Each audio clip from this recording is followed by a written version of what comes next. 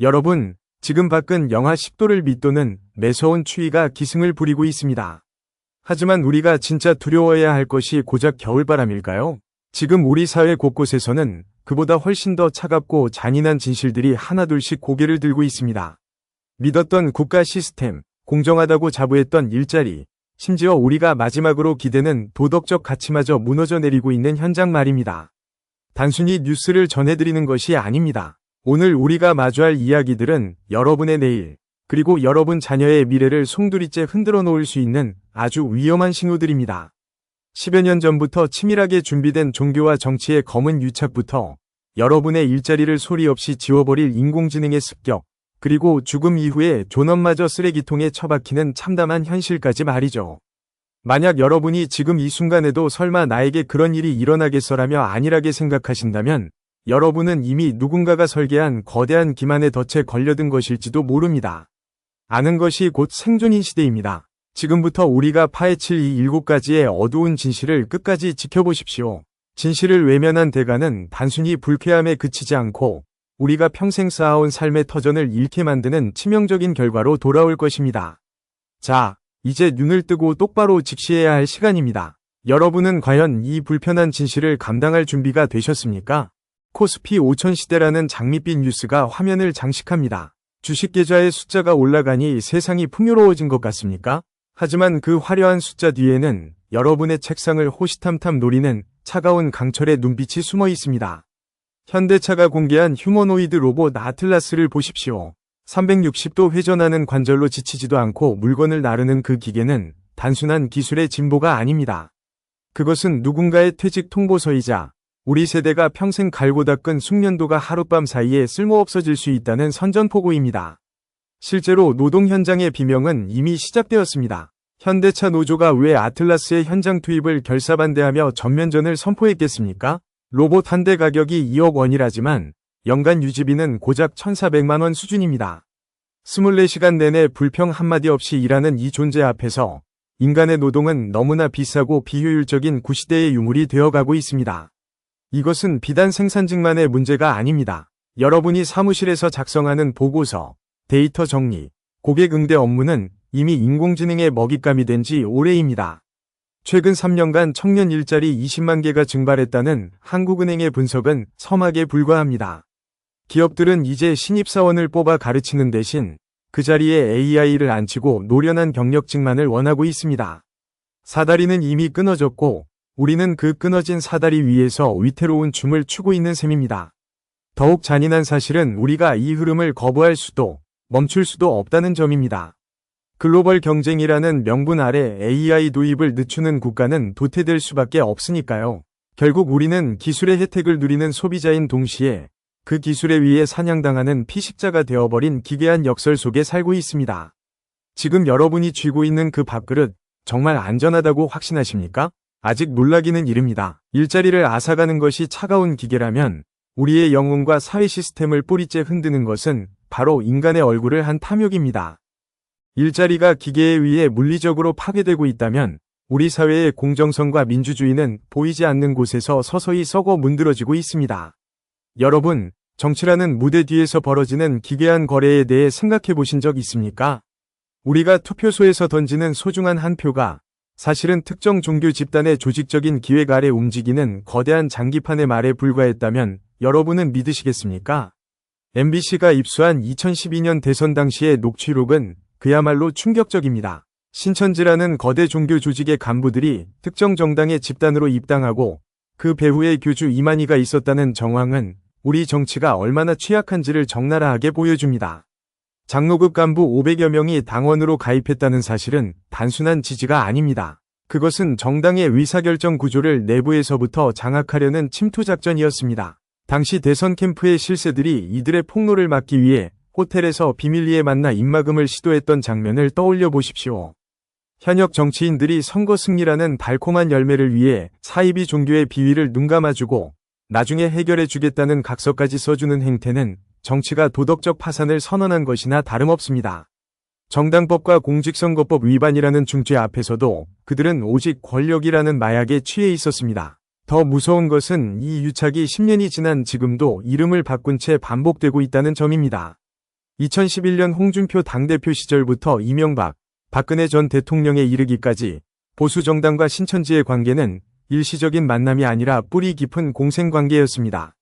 종교는 조직력과 자금을 제공하고 정치권은 그 대가로 수사를 무마하거나 기득권을 보장해주는 이 은밀한 거래 속에서 평범한 시민들의 목소리는 철저히 외면당했습니다. 돈과 권력, 그리고 맹목적인 신념이 뒤섞인 이 어두운 혼인은 우리 사회의 근간을 흔들고 있습니다. 정치인들이 신천지의 돈이 정치 자금으로 흘러들어갔다는 위혹에 대해 긍정도 부정도 하지 못하는 그 비겁한 침묵을 우리는 어떻게 해석해야 할까요? 우리가 믿었던 정의라는 가치가 고작 종교 집단의 입막은 각서 한 장보다 가벼워진 세상. 이것이 우리가 살고 있는 대한민국 정치의 민낯입니다. 권력자들의 이런 추잡한 유착이 세상을 병들게 할 때 정작 우리가 가장 보호받아야 할 생의 마지막 순간조차 누군가의 돈벌이 수단으로 전락하고 있다는 사실을 알고 계십니까? 정치권의 부패가 거시적인 절망이라면 지금 말씀드릴 이야기는 여러분의 심장을 직접적으로 파고드는 잔인한 배신입니다. 우리가 부모님을 떠나보낼 때 마지막으로 기댈 수 있는 곳이 어디입니까? 바로 상조회사입니다. 업계 1위라는 보람상조. 그 이름 뒤에 숨겨진 추악한 진실을 마주하면 여러분은 인류에마저 상실하게 될지도 모릅니다. 어머니를 잃은 한 유족은 장례 지도사로부터 솔깃한 제안을 받았습니다. 유골 전부를 압축해 영롱한 생체 보석으로 만들어 평생 간직할 수 있게 해주겠다는 말이었습니다. 200만 원이라는 적지 않은 돈이었지만 평생 고생만 하신 어머니를 보석처럼 모시고 싶다는 간절한 효심에 유족은 흔쾌히 수락했습니다. 하지만 그 결과가 무엇이었는지 아십니까? 보석을 만드는 데 필요한 유골은 고작 50g 남짓이었습니다. 나머지 90%가 넘는 유골은 유족의 동의도 없이 장례 지도사의 손에 의해 폐기되었습니다. 말이 좋아 폐기지, 사실상 쓰레기처럼 버려진 것입니다. 평생을 자식 위해 헌신한 어머니의 마지막 흔적이 보람상조라는 대기업의 실적 경쟁과 직원의 수당 챙기기 속에서 차가운 바닥에 뿌려지거나 흔적도 없이 사라졌습니다. 장례 지도사는 뒤늦게 지자체 시설에 뿌렸다고 변명하지만 이미 어디에 누구와 섞였는지조차 알 수 없는 상태입니다. 유족의 가슴은 갈기갈기 찢어졌습니다. 보람상조 측은 직원의 개인적인 규정 위반이라며 꼬리 자르기에 급급합니다. 하지만 이것이 과연 한 개인의 일탈일까요? 관리 공백과 실적 압박이 일상이 된 상조업계에서 우리의 슬픔은 그저 돈으로 환산되는 상품에 불과했습니다. 우리가 가장 취약해지는 순간, 즉 사랑하는 이를 잃고 이성이 마비된 그 찰나를 노리는 이 포식자들의 행태를 보십시오. 이것은 단순한 횡령이 아니라 영혼을 파괴하는 범죄입니다. 여러분이 믿고 맡긴 그 상조 서비스, 정말로 여러분의 마지막 존엄을 지켜줄 것이라고 확신하십니까? 생의 마지막 순간마저 돈벌이로 전락한 현실 뒤에는 자신의 가족조차 기만의 도구로 삼는 엘리트 집단의 더 거대한 위선이 기다리고 있습니다. 평범한 부모들은 자녀의 성적표 한 장에 가슴을 졸이고 취업준비생들은 토익 점수 몇 점에 밤을 지새웁니다. 하지만 우리 사회의 이른바 엘리트 계층에게 공정이라는 단어는 그저 대중을 달래기 위한 장식품에 불과했던 것일까요? 지금 대한민국을 달구고 있는 고위 공직자들의 자녀 특혜 의혹을 들여다보면 우리가 믿어온 노력의 가치가 얼마나 처참하게 무너지고 있는지 알 수 있습니다. 이해운 기획재정부 장관 후보자의 인사청문회 현장은 그야말로 위선의 전시장과 같았습니다. 아들 부부의 부정청약 의혹에 대해 후보자는 눈물까지 보이며 가족사를 들먹였습니다. 하지만 정작 핵심은 간단합니다. 결혼한 아들을 부양가족으로 등록해 아파트 청약가점을 높였다는 의혹, 그리고 파경 상태라면서도 시댁 돈으로 산 용산 아파트에 며느리가 혼자 살고 있는 이 기이한 상황을 상식적으로 어떻게 이해해야 합니까? 더욱 허탈한 것은 사회기여자 전형으로 대학에 입학한 장남의 사례입니다. 독립유공자도 국가유공자도 아닌 후보자의 시아버지가 받은 훈장이 손자의 대학 입학 프리미엄이 되는 세상. 이것이 과연 우리가 아이들에게 가르치는 정의입니까? 유승민 전 의원의 딸 유담 씨의 교수 임용 과정 역시 마찬가지입니다. 박사 학위 취득 단 2달 만에 국립대학교 교수가 된 이 기적 같은 속도는 평생을 연구실에서 썩히며 강사 자리를 전전하는 수많은 박사들에게는 절망의 벽과 같습니다. 경찰이 인천대를 압수수색하며 부정청탁의 정황을 쫓고 있지만 기득권의 성벽은 견고하기만 합니다. 그들은 법의 테두리를 교묘하게 이용하거나 개인적인 불행을 방패 삼아 질문을 회피합니다. 우리가 분노하는 이유는 그들이 가진 부나 권력 그 자체가 아닙니다. 그들이 자신들만의 리그를 공고히 하기 위해 시스템의 틈새를 독점하고 평범한 이들의 기회를 가로채는 그 탐욕스러운 방식 때문입니다. 공정이라는 이름의 사다리를 그들만의 특권으로 바꿔치기 한 이들이 예산을 주무르고 나라의 미래를 설계하겠다고 합니다. 투명성이 사라진 자리에 남은 것은 기득권의 견고한 카르텔뿐입니다. 그런데 여러분, 이들이 국내에서 권력을 공고히 하는 동안 밖에서는 국가의 이익과 환경을 통째로 넘겨주는 더 거대한 거래가 진행되고 있다는 사실을 알고 계십니까? 대한민국의 권력 유착과 특권 카르텔을 넘어 이제 시선을 더 넓은 세계로 돌려보십시오. 북극의 거대한 얼음 땅, 그린란드가 지금 강대국들의 거대한 도박판이 되어가고 있습니다. 트럼프 대통령이 그린란드를 향해 던진 영토 주권 요구는 단순한 부동산 쇼핑이 아닙니다. 그것은 21세기의 황금이라 불리는 희토류를 장악하기 위한 아주 치밀하고도 잔인한 경제전쟁의 서막입니다. 미국이 그린란드에 미군 기지를 배치하는 것을 넘어 사법과 행정권까지 갖겠다고 나선 이유는 명확합니다.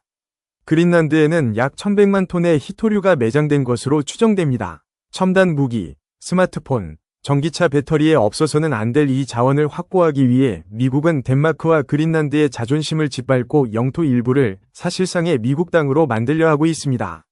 이것이 과연 정상적인 외교입니까? 아니면 현대판 식민지 침략입니까? 더욱 교활한 것은 이 개발 뒤에 숨겨진 환경오염의 외주화입니다. 희토류 1톤을 정제할 때 발생하는 방사성 폐기물과 독성 폐수가 1.4톤에 달한다는 사실을 여러분은 알고 계십니까? 중국 내몽골 바오터우의 인공호수가 방사성 슬러지로 가득 차고 인근 주민들의 암 발생률이 폭증했던 그 비극을 강대국들은 이제 그린란드의 청정자연에 그대로 옮겨 심으려 합니다. 자국의 환경 규제는 피하면서 남의 땅을 파헤쳐 자원만 챙기겠다는 지극히 이기적인 계산입니다. 그린란드 주민 5만 명이 생존권과 우라늄 채굴 금지법은 강대국들의 안보 전략이라는 명분 앞에 풍전등화의 위기에 처해 있습니다. 이는 비단 먼 나라 이야기가 아닙니다. 글로벌 공급망의 최전선에 서 있는 대한민국에게 희토류 패권 전쟁은 곧 우리 산업의 생존과 직결됩니다. 강대국들이 자원의 안보화를 외치며 환경 파괴를 정당화할 때 우리는 과연 어떤 대가를 치러야 할까요?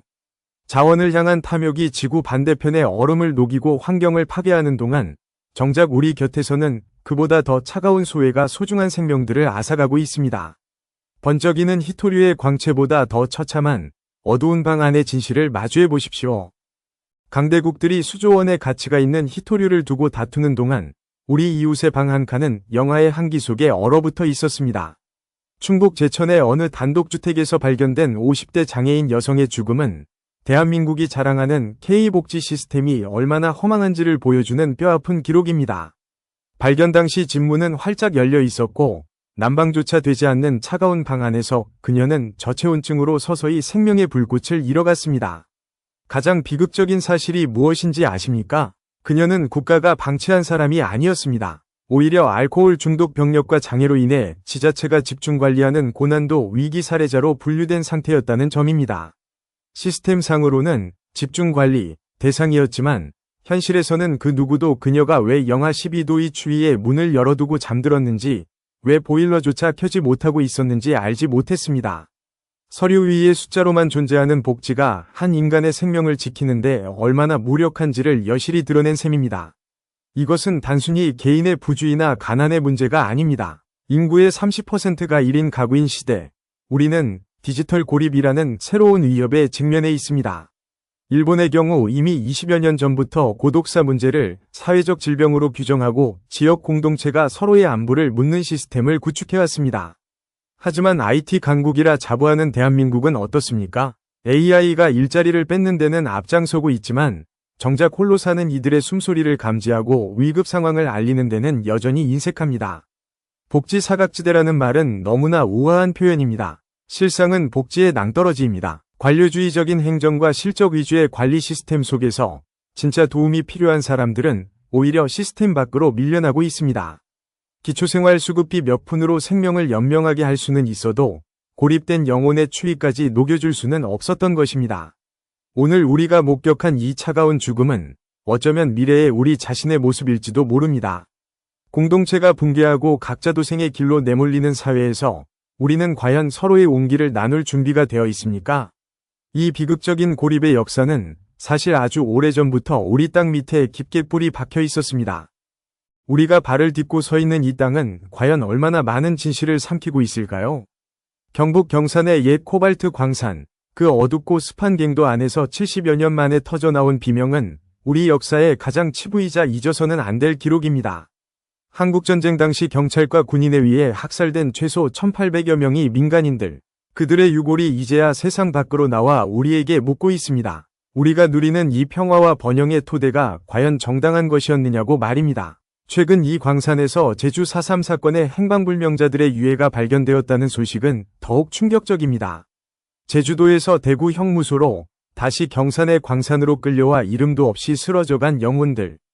붉은 흙더미 속에 엉켜있는 유골들은 이념이라는 이름의 광기가 인간의 존엄을 얼마나 처참하게 짓밟았는지를 보여주는 명백한 증거입니다. 유전자 감식을 통해 70년 만에 이름을 찾은 이들의 사연 앞에 우리는 고개를 떨굴 수밖에 없습니다.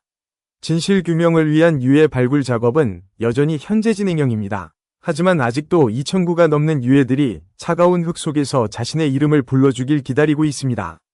역사를 잊은 민족에게 미래는 없다는 격언은 흔해 빠진 문구가 아닙니다. 과거의 과오를 투명하게 드러내고 치유하지 못한 사회는 앞서 우리가 본 정치적 유착이나 특권 카르텔과 같은 변종된 괴물을 다시금 키워내기 마련입니다. 진실은 결코 스스로 매립되지 않습니다. 아무리 깊은 광산 속에 가두고 두꺼운 침묵으로 덮으려 해도 진실은 언젠가 반드시 지표면을 뚫고 올라옵니다. 70년 전의 학살 현장과 오늘날의 부패한 권력 현장은 투명성의 부재라는 공통된 분모를 가지고 있습니다. 우리가 이 땅 밑의 메아리에 귀를 기울여야 하는 이유는 명확합니다. 다시는 국가라는 이름으로 혹은 어떤 권력의 이름으로도 무고한 희생이 반복되지 않게 하기 위함입니다. 이 긴 여정의 끝에서 우리는 이제 스스로에게 물어야 합니다. 우리가 마주한 이 수많은 어둠 속에서 과연 우리는 어떤 빛을 찾아야 할까요? 지금까지 우리는 인공지능이 일자리를 집어삼키는 냉혹한 현장부터 권력과 종교가 뒤엉킨 추악한 뒷거래, 그리고 죽음조차 존중받지 못하는 비정한 사회의 단면들을 차례로 목격했습니다. 70년 전 땅 밑에 파묻힌 비극적인 유골부터 오늘날 디지털 장부 속에 기록된 차가운 숫자들까지 이 모든 이야기가 가리키는 방향은 단 하나입니다. 바로 우리 사회의 투명성과 인간 존엄성이 심각한 위기에 처해 있다는 사실입니다. 코스피 5000이라는 화려한 수식어에 취해 있는 동안 누군가는 추운 방 안에서 고립된 채 생을 마감하고 누군가의 소중한 유골은 쓰레기처럼 버려졌습니다. 이것이 과연 우리가 꿈꾸던 선진국 대한민국의 모습입니까? 시스템은 우리를 보호한다고 말하지만 실제로는 특권층의 카르텔을 공고히 하거나 비용 절감이라는 명목 아래 평범한 시민들을 벼랑 끝으로 내몰고 있습니다. 하지만 절망만 하기에는 우리가 지켜야 할 것들이 너무나 많습니다. 진실을 직시하는 것, 그것이 바로 변화의 시작입니다. 오늘 이 분석을 통해 여러분이 느낀 불편함과 분노가 단순히 감정에 그치지 않고 우리 사회를 감시하고 더 나은 공동체를 요구하는 강력한 힘이 되기를 바랍니다. 아는 만큼 보이고 깨어있는 만큼 우리는 스스로를 지킬 수 있습니다. 본 영상에서 다룬 내용은 MBC 뉴스의 탐사 보도와 공신력 있는 자료를 바탕으로 구성되었으나 최종적인 판단은 시청자 여러분의 몫입니다. 우리는 앞으로도 거대 권력이 감추려 하는 불편한 진실을 끝까지 추적할 것입니다. 여러분의 생각은 어떻습니까? 우리는 기술의 진보와 권력의 탐욕 사이에서 인간다움을 지켜낼 수 있을까요? 이 질문에 대한 답을 찾는 여정에 앞으로도 저희와 함께해 주십시오. 구독과 좋아요는 진실을 밝히는 가장 작은, 하지만 가장 강력한 실천입니다. 시청해 주셔서 감사합니다.